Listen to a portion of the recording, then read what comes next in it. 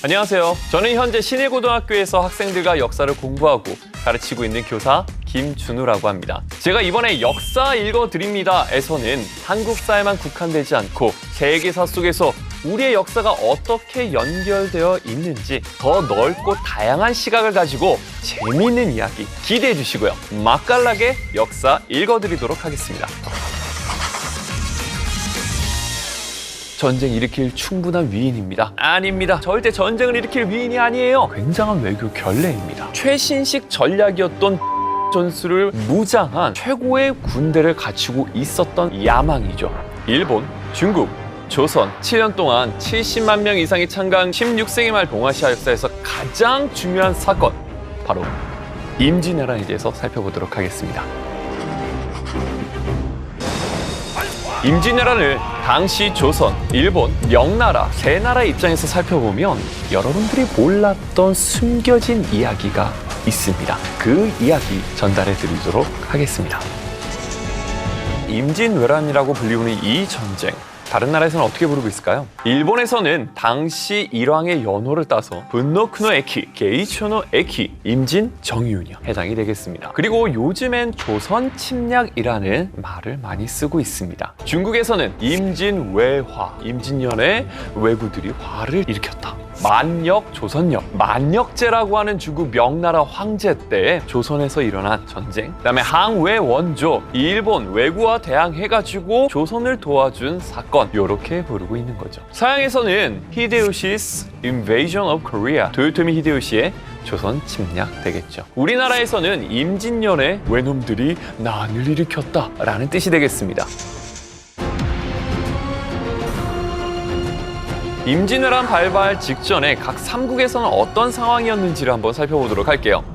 조선은 임진왜란이 발발하기 전까지 약 200년 동안 큰 전쟁을 치르지 않는 평화로운 상태라고 볼 수가 있습니다. 원래대로라면 철저하게 16세부터 59세까지 군역을 부담했어야 되는데 16세기부터 이것들이 흐지부지 되기 시작을 합니다. 가기 싫죠. 돈으로 다른 사람을 사가지고 보내는 대립. 그 다음은 나중에 아예 그냥 돈 주고 빠집니다. 이런 식으로 군사적으로 있어서 굉장히 좋지 않은 상황이었다 보시면 되겠네요. 중국은 14세기부터 건국됐던 명나라, 16세기 때 만역제 제위기 초창기는 철혈제상이라고 불리우는 장거정이 집권하고 있었던 시기예요. 만역제의 스승이었죠. 장거정을 중심으로 세금 제도를 개편해가지고 명나라 재정을 어느 정도 안정화 단계에 올려놓는 데 성공을 했죠. 그런데 장거정이 집권한 다음에 급속히 몰락하기 시작을 합니다. 그 과정 속에서 일어났던 게 바로 임진왜란이라 볼 수가 있죠. 일본으로 가볼게요.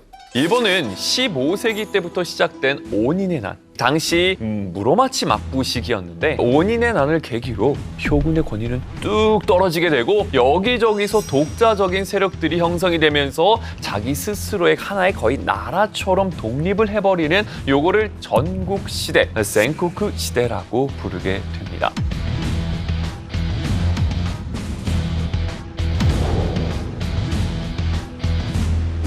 16세기 들어서면서 두각을 나타내던 사람이 있었으니 오다 노부나가입니다. 이 오다 노부나가는 포르투갈로부터 들여왔던 조총을 받아들여가지고 독자적인 조총 전략 전술을 체계화시킨 사람입니다. 이 조총의 약점이라고 하면 장전 속도가 굉장히 느렸거든요. 그거를 앞에서 쏘면 뒤에서 장전하고 있고 뒤로 가고 이런 전략으로서 전국시대를 평정하게 됩니다. 거의 평정하다가 죽임을 당하고 그 밑에 있었던 도요토미 히데요시가 통일의 완수를 이루게 되는 것이죠. 즉 일본은 전쟁 상황 속에서 최신식 전략이었던 조총 전술을 무장한 최고의 군대를 갖추고 있었던 상황이었다라는 겁니다. 더 나아가 도요토미 히데요시의 야망이죠. 대륙 침략을 실현하기 위해서 수를 쓰고 있었습니다.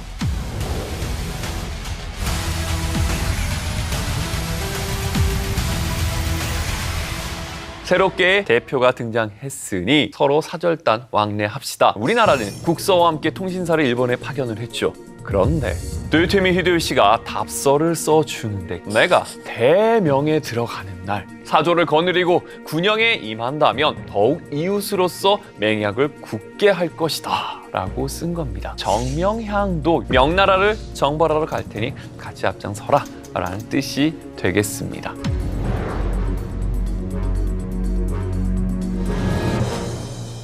통신사들이 들어왔을 때 대접하기는커녕 하대하고 무시하는 태도를 보입니다. 도요토미 히데요시의 아들 도요토미 쓰루마스가 있습니다. 꼬마애였어요. 그 장소에 와가지고는 소변을 본 겁니다. 전근대 사회에서는 굉장한 외교 결례입니다. 하대당하고 무시당한 사절단이 돌아와서 선조한테 보고를 하죠. 당시 통신사의 정사는 황윤길이었습니다. 부사는 김성일이었는데 공교롭게도 둘이 다른 보고를 올립니다. 황윤길 같은 경우에는 도요토미 히데요시의 눈빛이 살아있습니다. 전쟁 일으킬 충분한 위인입니다. 대비를 해야 됩니다. 라고 보고를 했는데 김성일은 아닙니다. 얼굴이 원숭이같이 생겨가지고 절대 전쟁을 일으킬 위인이 아니에요. 괜찮아요. 라고 이제 보고를 올려버린 것이죠. 혼란에 휩싸입니다. 도대체 누구 말이 맞는 걸까?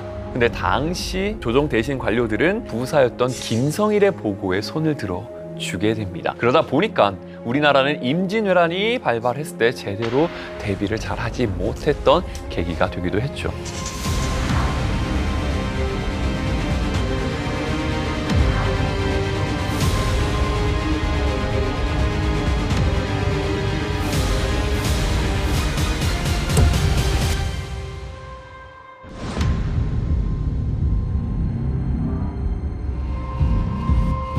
일본은 총 9개 군, 약 16만 명의 병력을 동원해 조선을 침공하기 위해 떠나게 됩니다.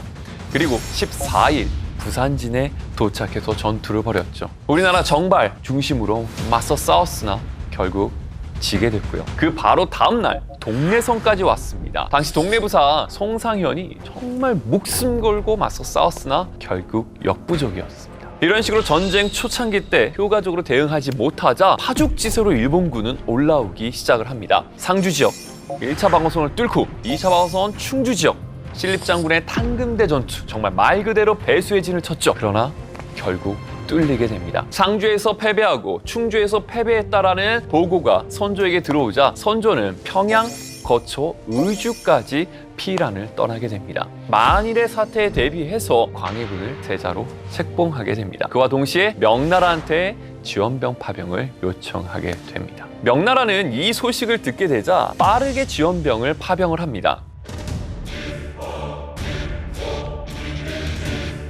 명나라 지원군은 1592년 6월에 파병되기 시작해서 요동 지역에 있었던 부대들이 1차적으로 의주 지역에 들어오게 됩니다. 이때 들어왔던 명나라 군대 중 대표 중 하나가 조승훈이라는 장군입니다. 명나라 군대만 있는 것이 아니라 우리 조선 군대도 같이 조명연합군을 구성해서 싸우게 되죠. 바로 1592년 7월 17일 평양 전투가 벌어지게 되죠. 조승훈이 얘기합니다. 삼국인 명과 그대 나라는 입술과 이해관계 같으므로 위급한 일이 있으면 마땅히 도와야 한다. 그러자 우리나라 유성룡과 김명원은 옆에서 조언을 합니다. 지금 현재 비가 와가지고 길이 미끄러우니 급하게 공격해서는 안 될 것입니다. 좀 신중하는 것이 좋습니다. 라고 충고했지만 이를 무시하고 평양성을 공격하게 되죠. 그러다 조승훈의 군대는 크게 지게 됩니다. 그리고 조승훈 군대는 이 패전을 조선군한테 책임을 돌리게 돼요. 아니 우리가 이렇게 앞에 나와서 싸우는데 너희들은 싸우지도 않고 뭐 하는 것이야? 이 너네 때문에 진 거 아니야? 아까 조승훈이 그랬잖아요. 입술과 이해관계 같으므로 위급한 일이 있으면 마땅히 도와야 한다. 그래놓고 진 다음에는 이제 조선 때문이야. 이렇게 이제 핑계를 대는 모습도 보이게 됩니다.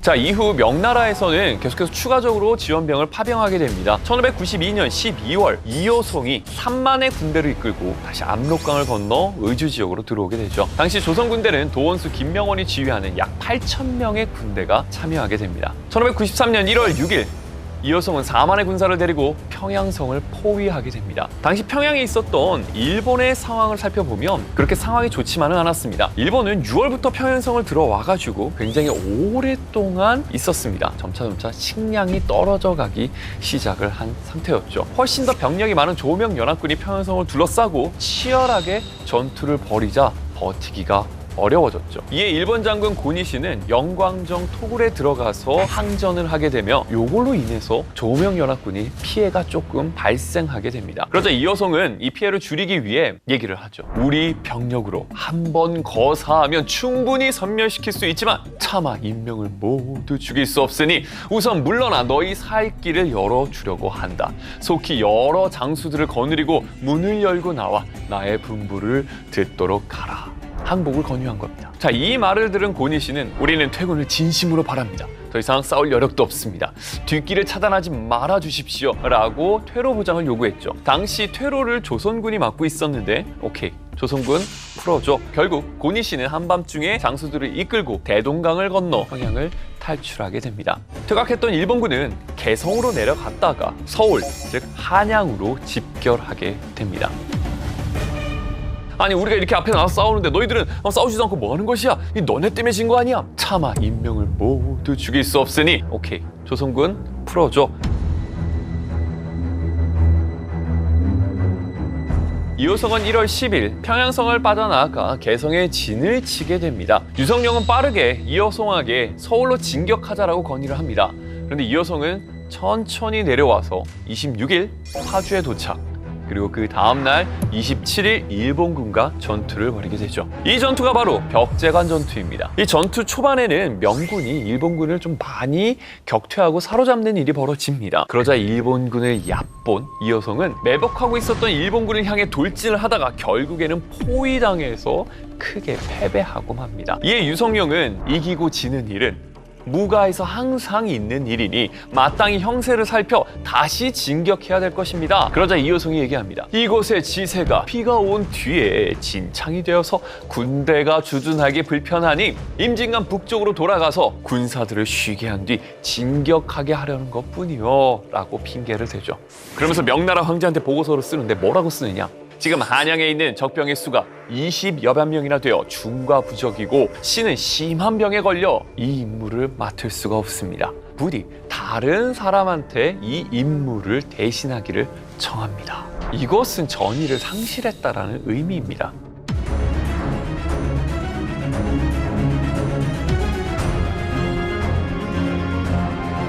자, 이 벽제관 전투 이후에 권율 장군의 행주대첩, 행주산성에서 일어난 이 행주대첩을 치른 뒤 이제는 전세가 완전히 바뀌게 됩니다. 일본군을 몰아낸 평양성 전투, 그 뒤에 있었던 벽제관 전투에서의 뼈아픈 패배, 그리고 시간이 없는 일본군. 과연 전쟁은 이대로 마무리가 될 것인지. 그러나 단 한순간의 잘못된 판단으로 인해 벌어진 거짓말. 이 거짓말로 인해 전쟁은 더 큰 소용돌이에 휩싸이게 되는데요. 과연 이 거짓말은 무엇일까요? 제가 이순신에 대한 얘기를 안 했는데 안 할라야 안 할 수가 없습니다. 아직 신에게는 12척의 배가 남아있사옵니다. 그러나 실질적으로는 척이라고 합니다. 조선 이건 아니지. 거짓말, 사칭한 배신자, 가짜 항복 사절단으로 내세워 조선에서 완전한 철수. 7년 동안 70만 명 이상이 참가한 16세기 말 동아시아 역사에서 가장 중요한 사건. 임진왜란. 그런데 임진왜란을 당시 조선, 일본, 명나라 세 나라의 입장에서 살펴보면 여러분들이 몰랐던 숨겨진 이야기가 있습니다. 단 한순간의 잘못된 판단으로 인해 벌어진 거짓말. 이 거짓말로 인해 전쟁은 더 큰 소용돌이에 휩싸이게 되는데요. 과연 이 거짓말은 무엇일까요? 그 이야기 전달해 드리도록 하겠습니다. 안녕하세요. 신일고등학교에서 역사를 가르치고 있는 교사 김준우입니다. 조명연합군이 함께 힘을 합쳐서 일본을 무찔렀던 대표적인 전투, 평양성 전투가 있죠. 이로 인해서 임진왜란은 전세가 뒤바뀌는 계기를 마련하게 됩니다. 파죽지세로 이 기세를 몰아서 서울 진격하고 더 내려가고 싶은 것이 바로 우리의 마음이었지만 명군은 별로 그렇게 생각하지 않았던 것 같아요. 조명연합군이 평양성을 점령하고 벽제관 전투에서 패배를 하자 전쟁은 교착 상태에 들어가게 됩니다. 일본은 후방이 불안해지자 더 이상 앞으로 진격할 수는 없고 조선은 일본군을 다 몰아낼 만큼 병력이 강하지는 못했습니다. 여기에 명나라는 일본과 협상을 통해서 어느 정도 전쟁을 마무리 지어 보려는 생각을 하면서 전쟁은 잠시 교착 상태에 빠져들어가게 되는 것이죠. 이후 명군과 일본군 사이에서는 본격적인 강화 교섭이 시작되는데요. 이 강화 교섭에서 조선은 완전히 배제가 되어버립니다. 자, 4월달 강화에서 결정된 것 크게 4가지가 있습니다. 첫 번째, 조선의 왕자들과 신하는 돌려보낸다. 일본군은 서울에서 부산포까지 철수한다. 개성을 지키는 명군은 일본군의 서울 철수를 보고 귀국한다. 네 번째, 명예 강화 사절을 일본에 파견한다. 그래야 1593년 4월 18일 일본군은 명예 16경과 교섭 후 한양에서 퇴각을 하게 됩니다. 강화 교섭을 하고 난 뒤 명나라 장수였던 송응창이 자신의 책사 사용제 서일관을 중심으로 명예 사절단을 보내게 됩니다. 그런데 이 사절단은 사실 중국 황제의 명을 받은 사절단이 아닙니다. 어찌 보면 사칭한 사절단인 것이죠. 왜 거짓 보고를 올렸을까요? 송응창은 가짜 칙서를 보낸 일본 측으로부터 항복 문서를 받아오기만 하면 이 임진왜란은 곧 끝날 것이라고 안이하게 생각하고 있었습니다. 자, 일본에서는 명과 조선이 일본의 강화를 부탁해왔고 명나라 사절단을 인질로서 인지하고 있었습니다. 그러자 이제 도요토미 히데요시가 반갑게 맞이했죠. 그리고 나서 우리의 요구 조건은 이것이네 하면서 7가지 조건을 내세우게 됩니다. 첫 번째, 명나라 황녀와 우리 일본 일화 혼인. 두 번째, 명과 일본의 무역을 재개하라. 세 번째, 명과 일본의 화호를 서약한다. 그리고 조선의 사도를 할양해라. 조선의 왕자를 인질로 제공해라. 임해군과 숭화군의 송환. 조선의 서약서를 작성해라. 이런 식으로 7가지 요구 조건을 내세우게 됩니다. 자, 이런 상황 속에서 6월 후반 고니시는 심유겸과 계획을 해가지고 고니시의 가신을 항복 사절단으로 내세워 명나라에 파견하게 됩니다. 역시나 일본 왕이라든가 도요토미 히데요시의 명령을 받지 않은 가짜 사절단이었습니다. 명과 일본의 강화 협상이 성공할 가능성은 애초부터 거의 없었죠. 명은 기본적으로 일본을 책봉만 해주면 대국의 은혜에 그저 감사할 수밖에 없는 오랑캐로 생각하고 있었고요. 일본은 비록 평양성 전투에서는 패배했지만 전체 전쟁에서는 일본군이 이겼다라고 자부하고 있었습니다. 즉, 송응창, 심유경 등 명군의 지도부가 하루빨리 전쟁을 중단하기 위해 일본 측 장수인 고니시와 함께 명의 황제와 도요토미 히데요시를 속이고 기만한 셈이었죠. 명나라는 도요토미 히데요시가 명나라의 책봉을 간청하는 정성이 있다라고 인정해서 도요토미 히데요시를 책봉하기 위해 책봉사를 파견하기로 결정한 것이죠.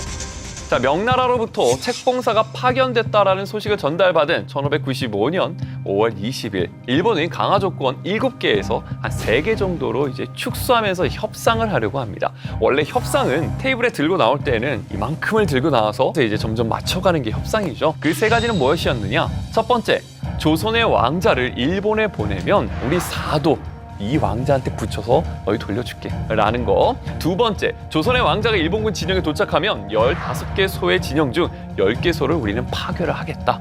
어느 정도 이제 물러나겠다.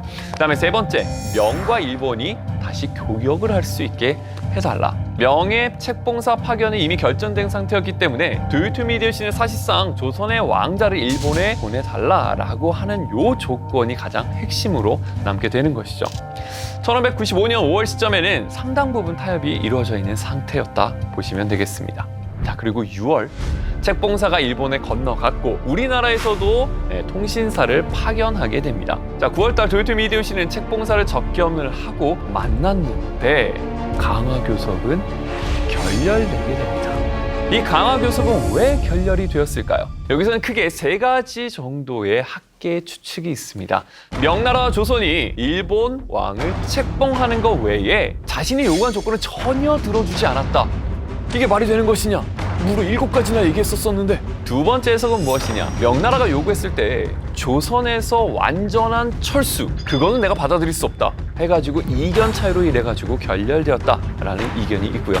그다음에 세 번째, 명나라 책봉사가 가고 조선에서 통신사가 갔는데 일본이 요구했던 것은 왕자를 인질로 보내라라는 것이었죠. 근데 우리나라 통신사가 갔을 때 왕자들이 가지 않습니다. 그리고 간 사절단들의 면모를 보면 관리들도 중에서도 좀 직급이 낮은 관리가 가게 돼요. 이건 아니지, 이거는 일본을 무시하는 것이다 라고 생각해서 결렬이 되고 전쟁이 일어났다라는 해석도 존재합니다. 결국 일본은 강화협상을 결렬시키고 조선의 왕자를 인질로 보내라는 명분을 잡으면서 전쟁을 또 일으키게 되는 것이죠.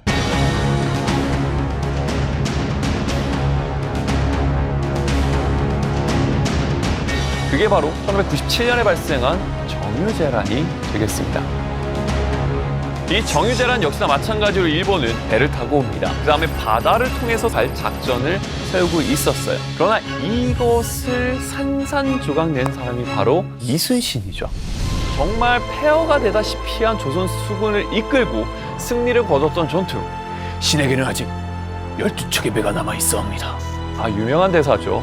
아직 신에게는 12척의 배가 남아있어옵니다.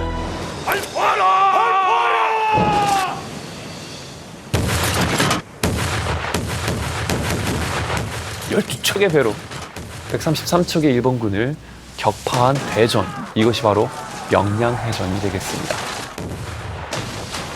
세계 수군 역사상 정말 기록에 남고 명성이 자자한 그런 전투가 되겠죠. 그런 찰나에 도요토미 히데요시가 죽었다는 소식이 들리고 일본군은 퇴각하기 시작합니다. 퇴각하는 일본군을 쫓아가가지고 이른 전투가 바로 노량해전이 되겠습니다. 이 노량해전을 끝으로 이제 임진왜란은 마무리가 되어가게 되는 것이죠. 자, 전쟁 이후에 한, 중, 일, 과연 어떻게 상황이 바뀌었을까요? 일단 전쟁터가 되었던 우리나라부터 살펴보도록 하겠습니다. 전쟁터였던 만큼 가장 큰 피해자였었죠. 많은 사람들이 포로로 잡혀갔고 수많은 사람들이 전쟁터에서 목숨을 잃었습니다. 뿐만 아니라 전쟁을 하다 보니까 많은 농경지들이 황폐화되어가지고 농사를 지을 수 있는 땅도 많지 않게 되었죠. 당시 150만 결의 농경지가 있었는데 임진왜란 이후에는 뚝 떨어져서 3분의 1 정도의 50만 결로 줄어들었습니다. 경복궁도 불타 없어지고요. 노비문서도 없어지고 토지대장도 없어집니다. 세금을 거두려면 농경지가 얼마 정도 있는지를 알아야 정확히 세금을 거둘 수 있는데 그 기본이 되는 대장도 없습니다. 국가 재정적으로도 굉장히 힘들어질 수밖에 없는 것이죠. 자, 이런 상황 속에서 조선은 어떻게든 이끌어가고 싶어서 세금제도 개혁을 하게 됩니다. 우리가 이렇게 세금 깎아줄게 라고 이제 어느 정도 백성을 달래는 정책들을 펼치게 되는 것이죠. 이렇게 전쟁 이후에 있었던 전쟁의 피해를 어느 정도 복구하려고 하는 그 순간 명나라로부터 소식이 들려옵니다. 지금 위에 있는 여진족이 우리를 막 괴롭히는데 야, 우리 도와줬지? 너희도 도와줘야지 해가지고 조선의 지원병 파병을 요청하게 됩니다. 안 들어줄 수가 없어요. 우리 망할 뻔했는데 우리를 구해준 부모의 은혜 아닙니까? 라고 당시 조선은 생각하고 있었어요. 네 글자로 제조지은. 나라를 다시 만들어주는 그런 은혜를 입었다라고 얘기를 한 겁니다. 그래서 강홍립을 도원수로 해서 인대를 명나라에 파병하게 됩니다. 그러면서 명나라와 함께 후금과 싸우게 되죠. 후금과 싸웠던 그 전투가 바로 사르후 전투입니다. 이때 광해군이 강홍립한테 한마디 하죠.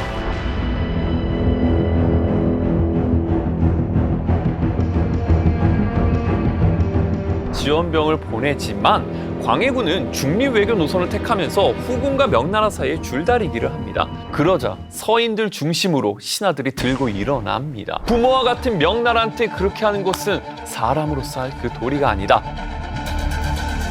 라고 해서 광해군을 쫓아내는데 하나의 명분으로서 작용하게 됩니다. 그리고 광해군은 폐위되고 인조 반정으로서 인조가 즉위하게 되죠. 이것은 누구를 자극하는 걸까요?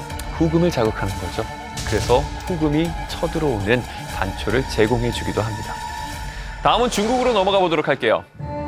명나라, 만역제. 조선에서 막지 않으면 더 피해가 클 것이다 해가지고 지원병을 파병해서 조명연합군을 구성했죠. 그런데 엄청난 돈을 쏟아 부었습니다.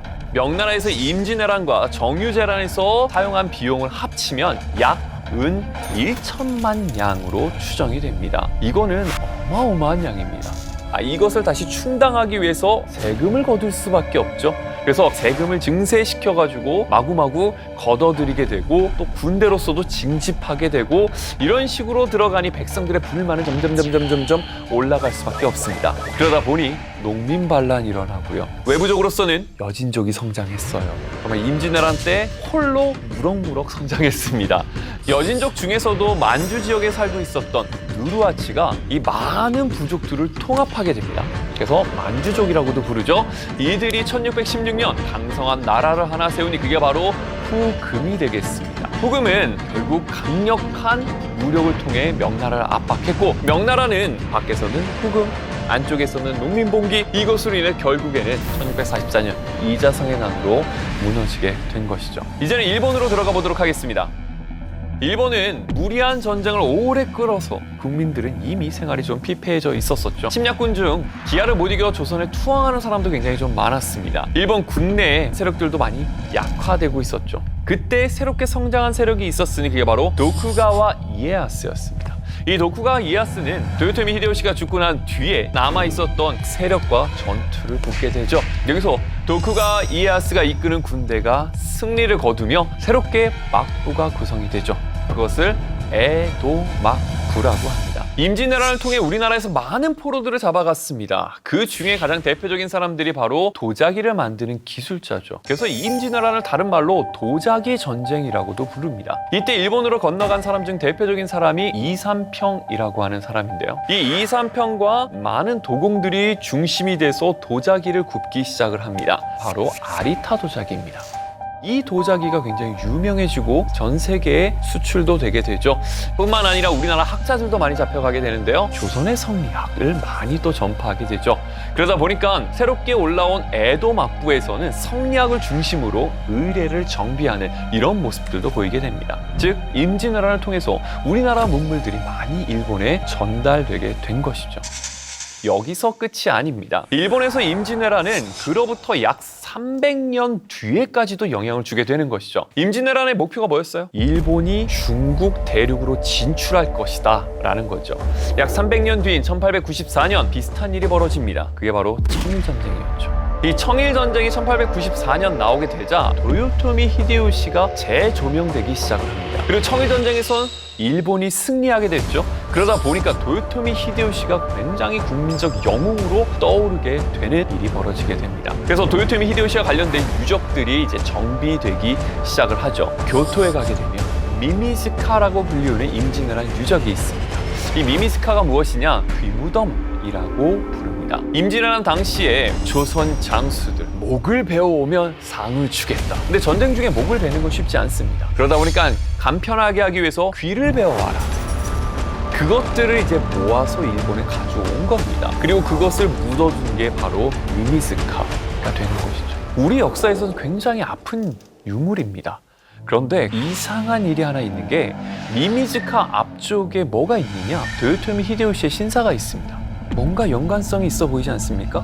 도대체 이게 왜 여기 있지? 라고 했더니 이유가 다 있는 거죠. 이 청일전쟁 당시 도요토미 히데요시에 대한 유적지들을 재공사하면서 정비하기 시작하는데 이 1898년 이 미미즈카를 재정비하면서 비석을 하나 세우게 되는데요. 그 비석에는 이렇게 쓰여져 있죠. 이 무덤은 일본의 위험을 떨친 증거물이고 도요토미 히데요시의 위엄과 덕을 보여주는 유물이다. 조선과 일본은 서로 보안 관계에 있어 도요토미 히데요시의 정복 전쟁이 오늘날 우방을 위한 일을 하고 있는데 도움이 안 될 수 있겠는가? 이게 무슨 소리예요? 도요토미 히데요시의 전쟁이 우리나라를 위한 일이라고요? 즉 임진왜란과 그 다음에 청일전쟁이 동양평화를 위한 일이었다라고 해놓고 거기에 대한 기념물로서 미미즈카를 도요토미 히데요시 신사 앞에 둔 것이죠. 전리품격이라고 보는 겁니다. 도요토미 히데요시를 영시하면서 청일전쟁 이후 한반도를 침략하고 수많은 사람들을 학살하면서 우리 땅을 초토화시킨 잔혹한 일을 정당화하고 있습니다. 1592년 도요토미 히데요시의 중국 대륙 진출의 야욕 임진왜란, 그로부터 약 300년 뒤인 1894년 청일전쟁, 그리고 1931년 만주 지역의 침공, 만주사변, 그리고 1937년 중일전쟁, 1941년 태평양전쟁까지 일본은 계속해서 대륙 진출의 야욕을 꿈꿔왔습니다. 과연 일본은 이 침략에 대한 반성이 있는 걸까요? 아니면 이것 자체가 동양 평화를 위한 일이다 라고 생각하고 있는 것은 아닐까요? 우리는 다시 한번 생각해 볼 필요가 있는 것 같습니다. 우리 의병들은 무기가 없습니다. 정말 그 총 한 자루라도 우리에게 무기를 좀 사다 주십시오. 목숨을 걸고 일제에 맞서 투쟁했던 이들이 간절히 원했던 무기를 구할 수만 있다면 5,000달러든 일반 달러든 필요한 대로 드리겠습니다. 엔필드 53, 스나이더 엔필드라고 하는 총입니다. 우리나라의 역사의 중요한 순간마다 등장했을 뿐 아니라 대영 제국의 전성기를 인도의 민족운동 러시아가 중심이 돼서 미국으로 넘어가게 됩니다. 엔필드 53. 지금부터 이 엔필드 53이 세계사 속에서 어떤 사건에 등장했고 어떤 경로를 통해서 우리나라에까지 들어오게 되었는지 역사 읽어드리도록 하겠습니다.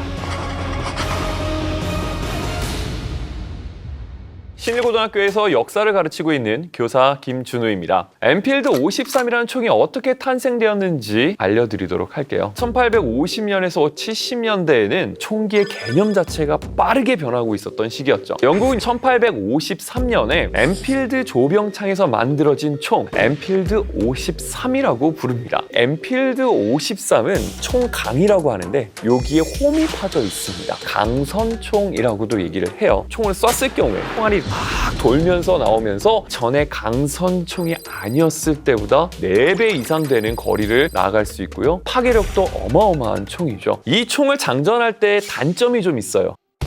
원래 처음 총들은 장전할 때 총알을 앞쪽에 넣어요. 강선이 있기 때문에 장전하기가 쉽지 않습니다.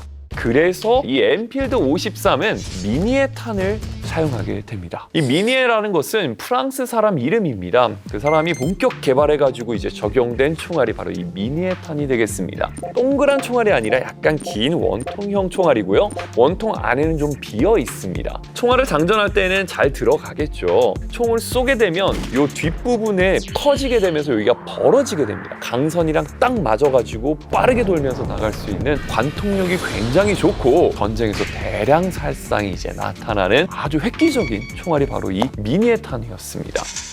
엔필드 53 강선, 위력이 파괴적이고 조준도 잘 돼서 정확도가 높였던 총이고요. 미니에탄환, 최첨단 탄환으로서 강점을 극대화시킨 게 바로 엔필드 53이라는 거죠.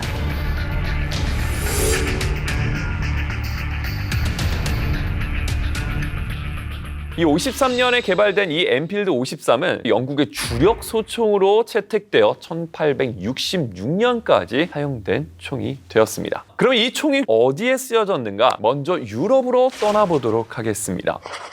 자, 유럽에서 크림반도라는 곳에 있는데요. 영국과 러시아가 중심이 돼서 싸운 크림 전쟁이 발생됐습니다.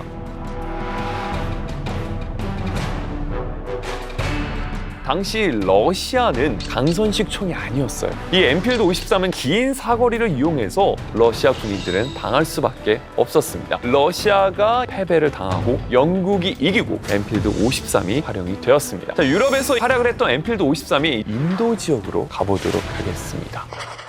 인도는 영국이 동인도 회사가 가가지고 이제 무역을 거점으로 삼고 장악해 나가고 있는 시점이었습니다. 동인도 회사는 자신을 지키기 위해서 인도 사람들을 용병으로 고용을 했었는데요. 세포이라고 부릅니다. 엔필드 53이 지급이 된 거예요. 미니에탄환을 사용한다 그랬었죠. 기름을 먹인 종이에다가 화약을 채우고 미니에탄환을 넣은 다음에 세트로 제공이 되는 카트리지가 나오게 된 겁니다. 근데 여기서 문제가 생겼어요. 이 종이 카트리지 기름이 발라져 있는데 이빨로 뜯어서 화약을 부어야 됐거든요. 그럼 기름을 먹게 되는 거죠. 근데 여기서 소문이 돈 게 이 기름이 바로 돼지 기름과 소기름이 섞여 있는 기름이다. 당시 인도의 대표적인 종교는 힌두교와 이슬람교거든요. 힌두교는 소를 먹지 않습니다. 이슬람교는 돼지고기를 먹지 않죠. 영국 이거 안 되겠구만. 동인도 회사 용병이었던 세포이를 중심으로 1857년 봉기를 일으키게 되죠. 인도의 민족운동이라고 부릅니다. 이 세포이 항쟁 결과 인도가 이겼을까요?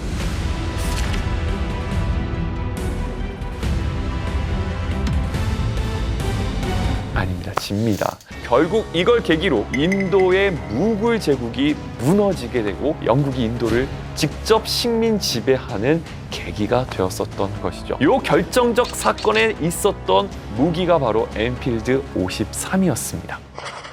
자, 이번에는 이 아메리카 대륙의 미국으로 한번 넘어가 보도록 하겠습니다. 미국에서는 1861년 남북전쟁이 발발되죠. 미국은 북부 지역은 삼공업이 발달했었고요. 남부 지역은 농업이 발달했었습니다. 북부 지역에 있어서는 상공업 발달로 공장에서 자체적으로 생산한 스프링필드 M1861이라고 합니다.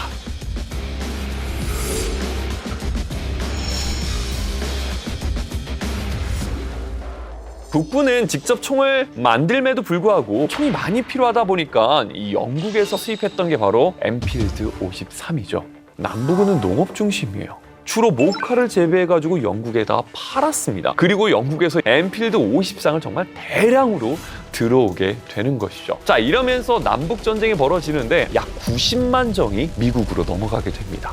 어마어마한 자가 넘어가게 되죠. 굉장히 원시적인 무기로서 전쟁을 치렀지만 미국에서 일어난 모든 전쟁 사상자의 숫자보다 남북전쟁에서 발생한 사상자의 숫자가 훨씬 더 많았던 것, 바로 이 미네탄을 사용한 엔필드 53이 주력으로 사용됐기 때문입니다.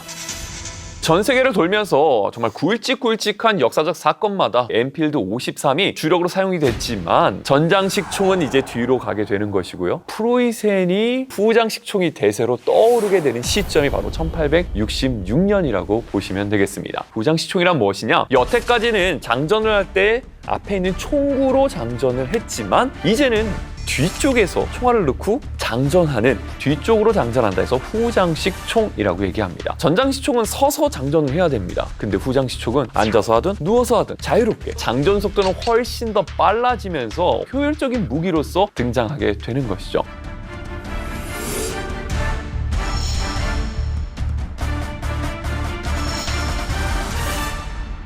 영국에서도 빠르게 대응을 할 필요가 있었어요. 근데 문제는 엔필드 53을 너무 많이 생산해 놓은 것이죠. 안 되겠다 해가지고 스나이더라고 하는 사람이 아이디어를 내가지고 엔필드 53을 후장식으로 개조를 하게 됩니다. 그것을 바로 스나이더 엔필드라고 부릅니다.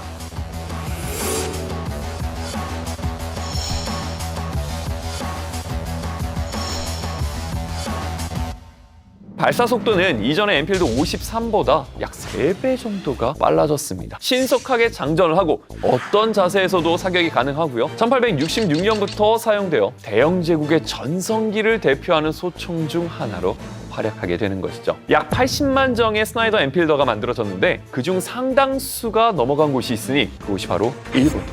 이제는 일본으로 가보도록 하겠습니다. 일본은 19세기에 에도 막부가 통치하고 있었던 시기입니다. 막부는 핵심 권력자가 쇼군입니다. 일본에서는 넨노라고 불리우는 일왕이 있긴 하지만 실권은 없습니다. 그런데 1868년에 일왕을 중심으로 정치체제를 바꾸자, 쇼군 내려와, 이렇게 된 게 바로 메이지 유신이라고 보시면 되겠습니다. 새롭게 일왕 중심으로 가자라는 세력과 예전에 있었던 쇼군 중심으로 가자라고 하는 세력이 전쟁을 붙게 되는 게 보신 전쟁이라고 보시면 되겠습니다.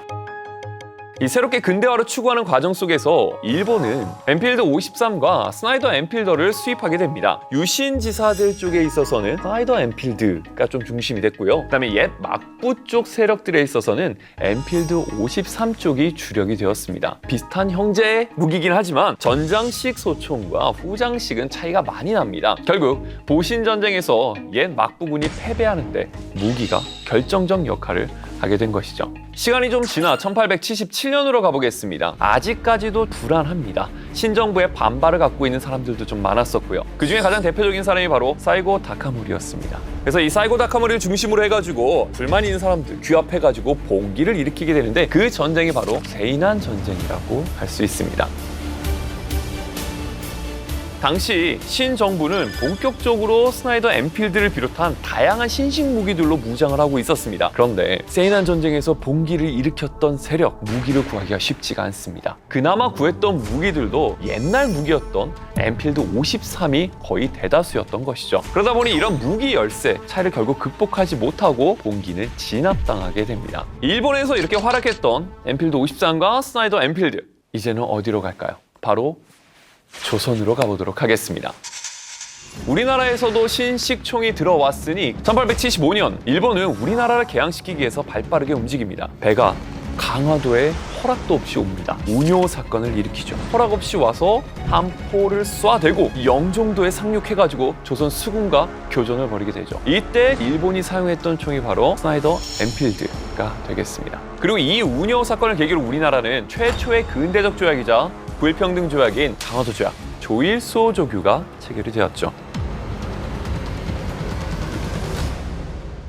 그로부터 몇 년 뒤 1880년부터 우리나라는 본격적으로 근대화 정책을 추진하기 시작을 합니다. 81년에 신식 군대인 별기군을 창설하게 됩니다. 신식 군대라서 대우도 굉장히 좋았어요. 새 군복, 급료도 빵빵하게 지급이 되고요. 무기도 신식 총으로 지급이 됩니다. 여러 나라에서 개발된 다양한 총들이 들어오게 돼요. 엔필드, 스나이더 엔필드도 청나라로 거쳐가지고 들어왔다라는 기록이 현재 남아 있습니다. 1882년 이모군란이죠.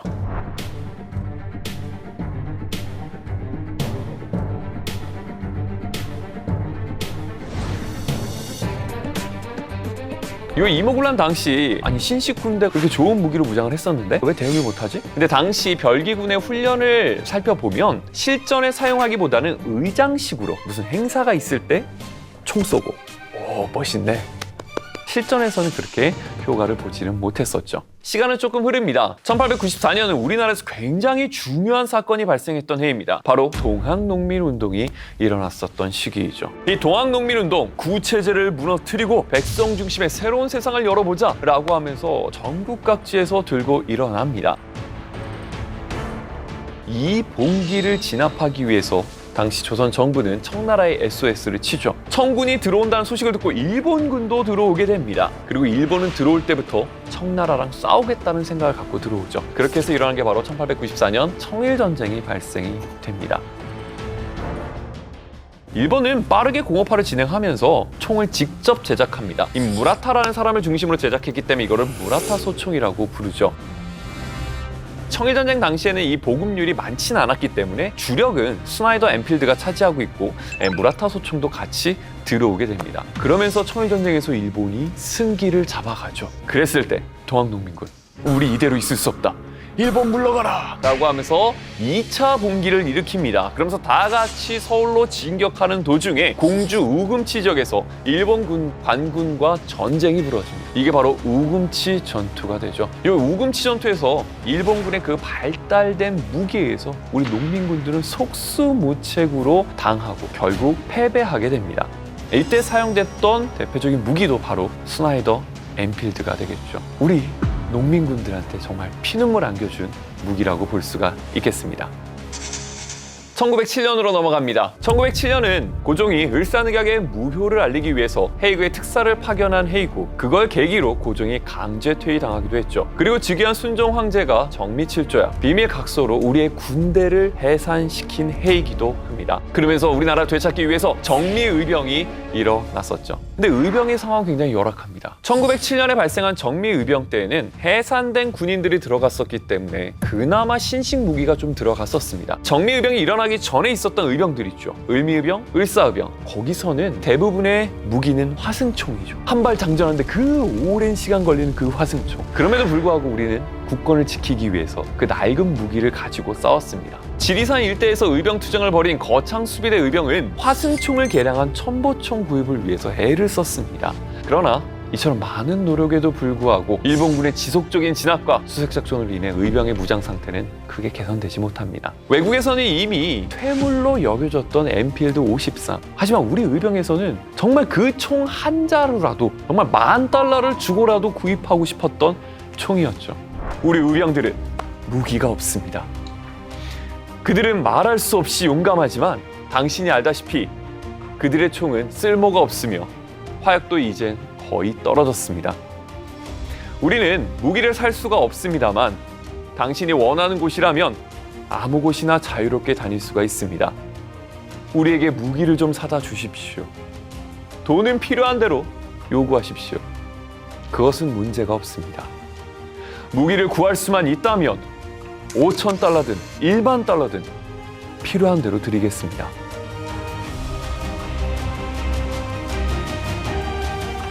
우기로는 일본과 큰 전력 차이를 보일 수밖에 없기 때문에 의병이 속수무책으로 당할 수밖에 없었지만 놀라운 것은 최신식 무기로 무장한 일본군과의 전투에서 승전을 가져왔었다라는 것입니다.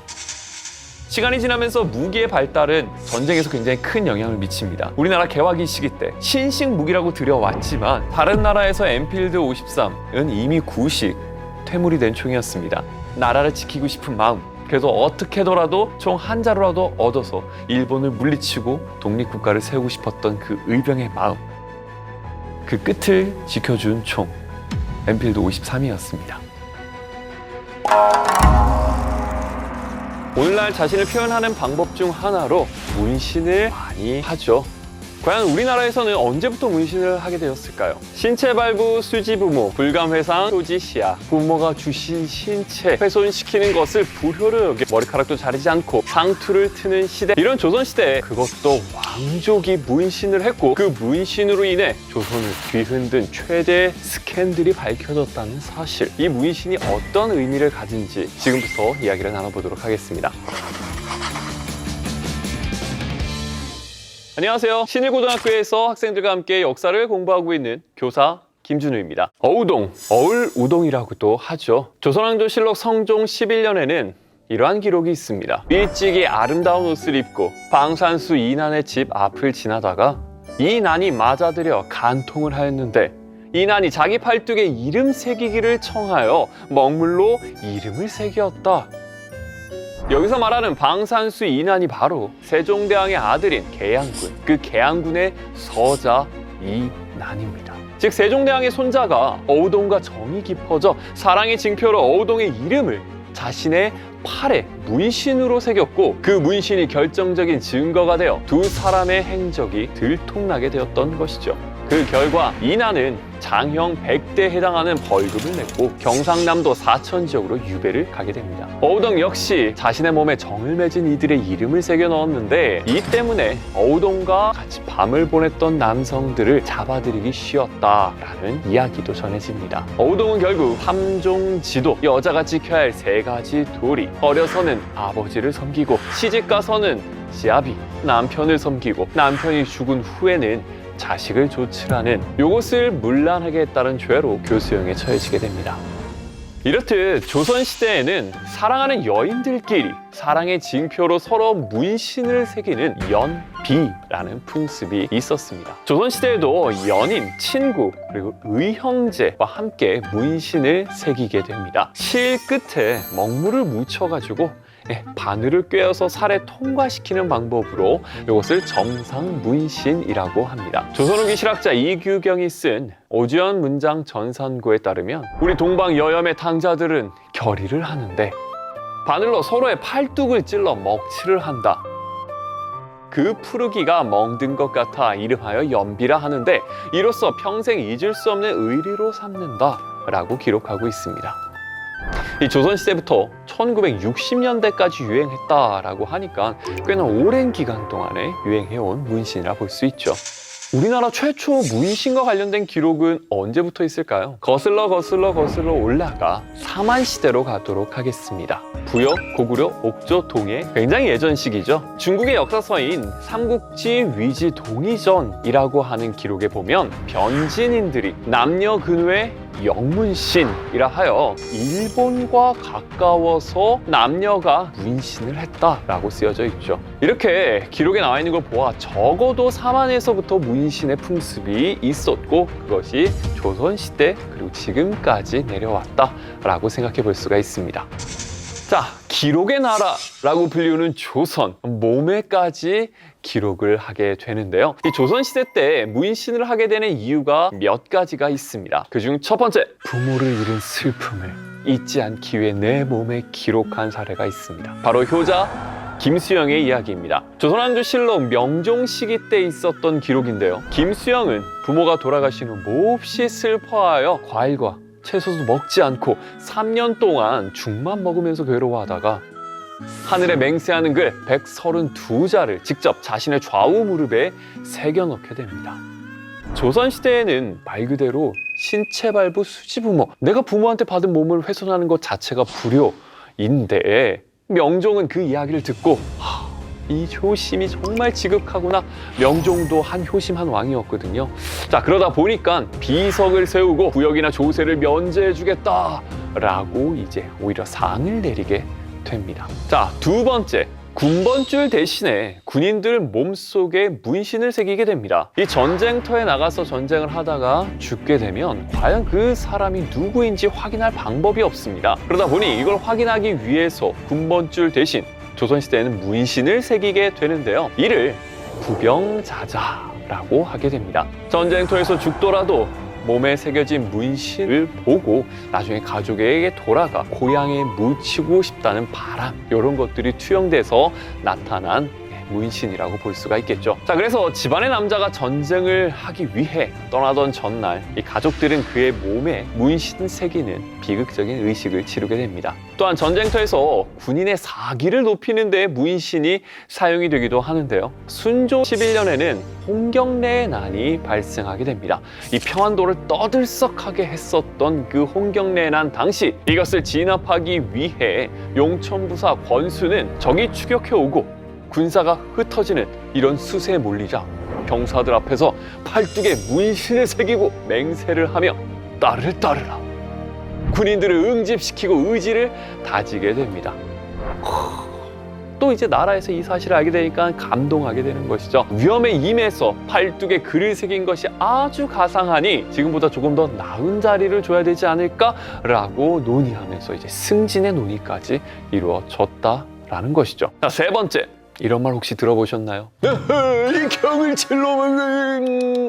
자, 이 말을 들으셨다면 굉장히 심각한 욕을 들으신 것입니다. 조선시대 때 이 경을칠놈이라고 하는 뜻은 뭐냐? 형벌의 일종인 경형이 있었습니다. 이 경을 친다라는 거, 얼굴에 문신을 새긴다라는 것이죠. 이것의 시작은 사실 중국 고대 형벌에서부터 들어와서 우리나라 조선시대까지 행해졌었는데요. 그 사람의 죄목에 해당되는 글자를 새겨서 문신을 하게 됩니다. 예를 들어 연산군 때 이런 기록이 있죠. 도망친 노비들. 그 도망친 노비들 나중에 이제 붙잡아 오면 또 문신을 새기게 되는데, 노비라는 말 자체가 노가 남자 노예, 비는 여자 노예를 뜻하는 말입니다. 그러다 보니까 도망쳤다라는 말을 써서 남자 노예들한테는 도노, 그다음에 여자 노예들한테는 도비라고 이제 새겨서 죄명을 알리도록 한 것이죠.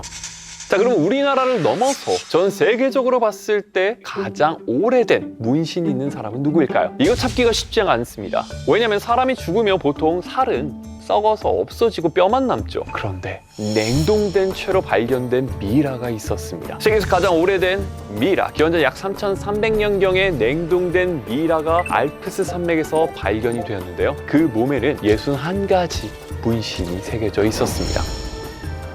왜 이 문신을 새겼을까? 이 사람은 라임병이라고 하는 병에 걸려 있었다라고 추측하고 있습니다. 그래서 그 아픈 곳에 문신을 새겨 통증을 완화시키려고 했던 것이 아닐까? 이렇게 추측하고 있는 것이죠. 자, 이렇게 여러 가지 의미로서 문신을 새겼는데 과연 이웃나라였던 중국은 무슨 의미로 문신을 새겼을까요? 중국이 문신을 새긴 이유는 우리나라 조선시대와 의미가 좀 많이 비슷합니다. 차이점을 좀 얘기를 하자면, 첫 번째, 중국에 있어서는 다양한 민족들이 있어요. 그러다 보니 그 민족들을 구분하는 데 있어서 이제 문신을 활용한 것. 예를 들어서 사마천이 쓴 사기에 보면 이런 기록이 나와 있는데요. 부인들은 머리를 자르고 문신하며 오른팔로 좌측에 있는 소매를 걷는 사람은 월나라 사람이다. 그리고 까만 이빨 모양의 문신을 하고 개 모양의 관을 쓰는 사람들은 오나라 사람이다. 이런 기록이 나와 있죠. 자, 그다음에 두 번째. 신분 구분을 위해 문신을 사용하는 경우도 있습니다. 등월현지라고 하는 책에 보면 이러한 기록이 나와 있는데요. 극족은 문신을 숭상한다. 귀족은 적색으로, 평민은 청흑색으로 한다. 그러지 않으면 부녀자들은 그들을 비웃고 또한 그들이 위아래를 모른다 라고 비판한다. 즉, 새겨진 문신, 색을 통해 가지고 신분을 구분하는 시기도 있었습니다. 또 태평환욱이라는 기록을 살펴보게 되면요, 이족은 문신을 숭상하는데 부자들의 문신에 글자가 많고 가난한 자들의 문신에 글자가 적기 때문에 글자 수만 세어봐도 그 사람이 부자인지 가난한지 알 수 있다. 신분을 구분할 수 있는 이런 용도로 문신이 사용이 되었습니다. 일본으로 한번 건너가 보도록 하겠습니다. 일본은 옛날부터 문신하는 대표적인 나라라고 우리나라와 중국에도 널리 알려져 있었습니다. 4만 사람들이 일본과 가깝기 때문에 문신을 하였다라고 써 있었잖아요. 그만큼 일본은 옛날부터 문신의 나라의 대표격으로 알려져 있습니다. 시간이 좀 지나서 우리나라로 따지자면 조선 후기, 일본으로 보시자면 에도 막부 시기로 가보겠습니다. 이때 우리나라에서 일본으로 사절단들이 많이 파견되어 가고 그러다 보니 일본의 풍습들이 전해져 오고 기록에 남아 있는데요. 조선 후기 역사서인 동사강목에 이런 식의 기록들이 나와 있습니다. 일본의 풍습 중 팔과 얼굴에 하는 문신, 치아를 물들이는 칠칠을 한 사람들에 대한 얘기들이 종종 등장하는 것을 볼 수가 있습니다. 자, 이렇게 문신은 시간이 지나면서 점차 미개한 풍속이다라고 여기면서 사라지게 됩니다. 그리고 주로 향유하는 계층은 무임, 유협, 뭔가 좀 주먹 좀 쓴 사람들, 그리고 기인여, 즉 주류 집단과는 조금 거리가 먼 집단으로서 문신은 이어져 오게 되는 것이죠. 오늘날 타투에서 우리는 타부를 연상을 합니다. 뭔가 금기시됐다라는 것도 아직 우리 관념 속에는 남아있는 거죠. 그런 경향이 오늘날까지 이어온 게 아닐까 생각을 해봅니다.